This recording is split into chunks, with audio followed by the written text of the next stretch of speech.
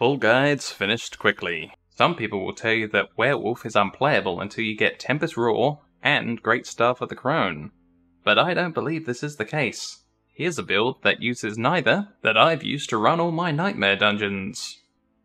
The first skill globe, as shown. And now onto the second, third, fourth, fifth, sixth, and seventh. Select these points for your Druid Spirit Boons. For the Paragon board, select Lust for Carnage, Heightened Malice, and Ancestral Guidance. Proceed by pathing through every yellow magic node on the way to every orange legendary node. After that, pick up all blue nodes. After that, pick up all glyph sockets. After that, meet the requirements around any glyph sockets. After that, meet the requirements of any yellow by putting in further stats. After that, finish up by collecting any wisdom you can easily get to.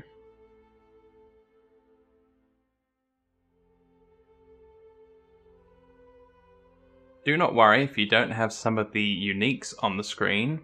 The Mad Wolf's chest piece can be exchanged for any armor with Aspect of the Crowded Sage, which heals you for life per second for each close enemy. And if you don't have Wax and Gibbous, you can alternatively use the Aspect of Retaliation on any weapon. Your core skills will deal up to 40% increased damage based on your amount of Fortify. While your defenses and attack may go down a little without the two uniques listed here, they are by no means core to the build or something that you cannot play without. Meaning you can play with this until you find them. Gearing on our druid is quite easy if you follow what's on the screen, but I'll tell you about some things to avoid. Don't get too many of stats that you don't need beyond what's required to fulfill your Paragon board.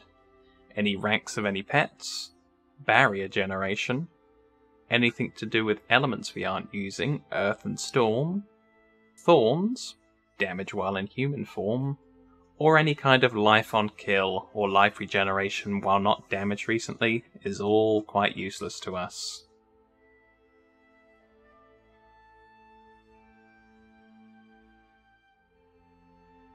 Start each encounter by casting Rabies. Disobedience will cause your armor to shoot up each time the poison does anything. While you're still on the border of the enemy group, cast Bloodhowl to heal any previous damage you took and to also increase your attack speed for the next 4 seconds.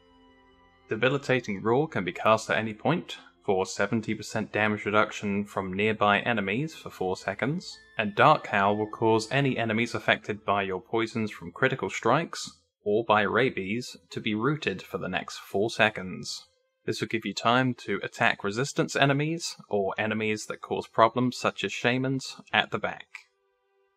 Claw is the lowest priority attack on our list. We only want to cast this when we are completely out of spirit. Shred, on the other hand, is our top end attack. Thanks to accelerating aspect, critical strikes with Shred gives us more attack speed.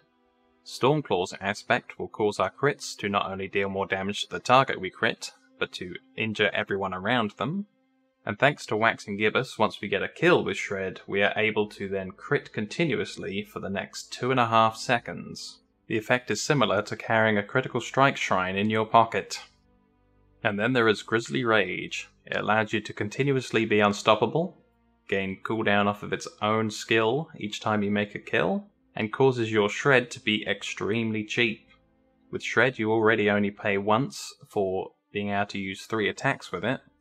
At a 75% reduction from the 50% bonus from the necklace, you'll be able to Shred continuously without really having to stop.